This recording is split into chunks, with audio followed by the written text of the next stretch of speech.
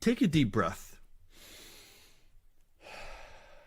Yeah, that's air you're breathing, and you don't think about it, but you rely on oxygen every moment of your life. And in fact, you assume it's always there, and you can't live without it. Now, according to author Glenn Scrivener, this is what he says. He says that Christianity is the air that we breathe. He says it's our atmosphere, it's our environment, and it's both unseen and all-pervasive. Now, it turns out that many of the institutions and values that our society cherishes exist because Christianity has fundamentally transformed our world. But because we think they've always been there, many of us take them for granted. In fact, one of the most significant events that inaugurated God's transformation of our world is described in the first chapter of John. In fact, you're probably familiar with it. It says this: in the beginning was the Word, and the Word was with God, and the Word was God. And then a few verses later it says, and the Word became flesh and dwelt among us. Okay, so this is John 1:1 and then John 1:14. All right. Now, that's the story of Jesus, who's described as the Word, and he leaves his heavenly domain and he pierces the envelope of our world. And by doing so, he forever changes our reality. But let me ask you a question. What if Jesus never came? Like, what would our world look like? Well, in 1898, researchers discovered an ancient Roman letter in Egypt. Now, the letter was written in 1 BC by a Roman soldier named Hilarion, who was writing to his pregnant wife, whose name was Alice. And he was writing to her while he was working in Alexandria, about 100 miles away from her.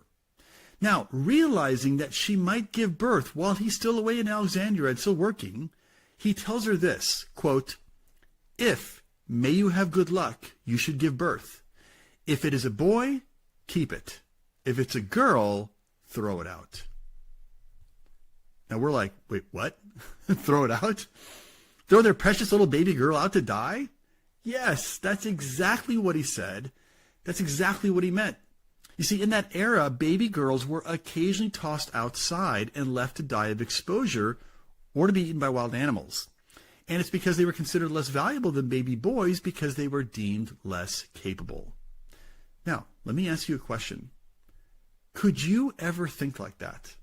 Could you ever have Hilarion or Alice's mentality? And I doubt it, right? And here's the reason why. Take a deep breath. That's the reason. You see, you can't fathom having such a state of mind because the air you breathe comes from a culture that draws its values from the Christian worldview, right? I mean, Western civilization has adopted the view that every human being deserves to live and to be treated with dignity and respect. But where do we get that view from? Well, it's obvious, right? You've been affected by a singular event when the Word became flesh and dwelt among us, right? I mean, Jesus and really the Christian worldview has revolutionized our society's thinking so much that we can't even begin to imagine to think like Hilarion or Alice.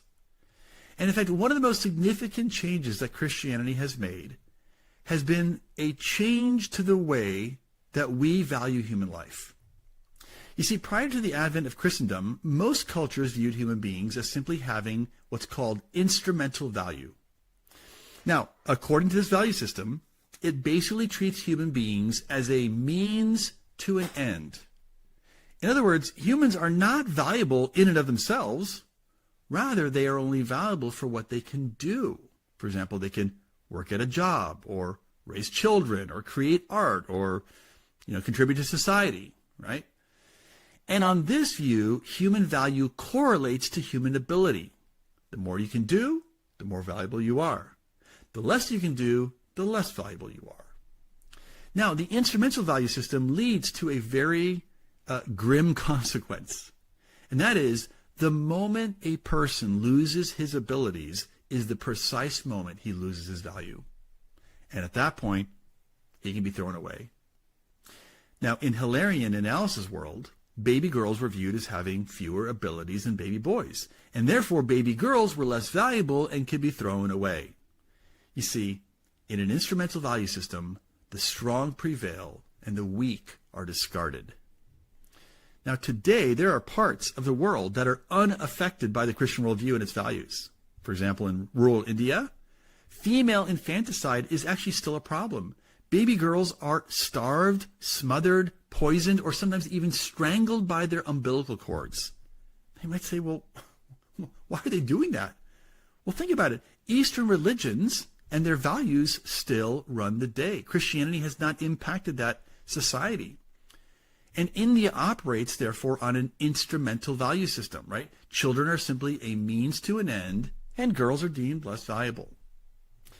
Now, with the rise of Christendom, Western society became structured around a fundamentally different system, one that is based on what's called intrinsic value. Now, on this view, something has value if it has value in itself. A person's value, therefore, is inherent in their own existence. Okay? So, because intrinsic value does not depend on one's abilities, a person's value never changes according to the intrinsic value system. Now, according to this view, human beings have value because of one main reason, and that is they are made in the image of God, right? Genesis 1:27. Right? So, our value is not based on what we can do or what people think of us or how much we contribute to society. Rather, our value is based on who we are now, and that is an image bearer of God. And furthermore, our value does not diminish if we lose our physical abilities or lose our mental abilities or we lose our friendships or we lose our job, right? Nothing can change our value because it's inherent in who we are, and it's not dependent on any ability or even on any external factor. Now, the intrinsic value system has become a core principle of Western civilization. In fact, it was built into the founding documents of the United States. Right? Think about the Declaration of Independence states, we hold these truths to be self-evident, right? That all men are created equal and they are endowed by their Creator with certain unalienable rights. So notice, we are valuable because, like Scripture tells us, we are made by our Creator and He's endowed us with value. By the way, notice also that we're not just valuable, but every person is equally valuable to everyone else. And that's because being made in the image of God is not a degreed property. In other words, you can't have more of the image of God or less of the image of God, right? You're either made in God's image or you're not. You're either valuable or you're not. And what's interesting about the language of the Declaration of Independence and its wording is that it says that these truths are self-evident, right? In other words, to someone steeped in the Christian worldview, it's obvious that humans are intrinsically valuable. And that truth is a part of the air that we breathe. Indeed, I would argue that the intrinsic value system is one of the greatest gifts that the Christian worldview has given our culture. Because when you consistently apply this value system, this intrinsic value system, you cannot justify the atrocities of history, right? You can't justify the gladiatorial games that occurred in ancient Rome because people are not just mere entertainment, right? You can't justify slavery because people can't be owned. And you certainly can't justify throwing baby girls, little baby girls, out to die because no matter their limited economic potential, right, or whatever limited potential you think they have, they still are intrinsically valuable and they are precious image bearers of God. All these atrocities are unthinkable because the Christian worldview has permeated the institutions of our society. It's in the air we breathe, right? And we don't even realize it. But everything around us has been changed by the Word who became flesh, dwelt among us, and literally transformed our reality. Well, that's all I have for you today. If you've enjoyed this episode, I encourage you to share it with a friend. And also, don't forget to subscribe to my podcast, and that way you won't miss any future episodes. And again, thank you for listening. I look forward to thinking out loud with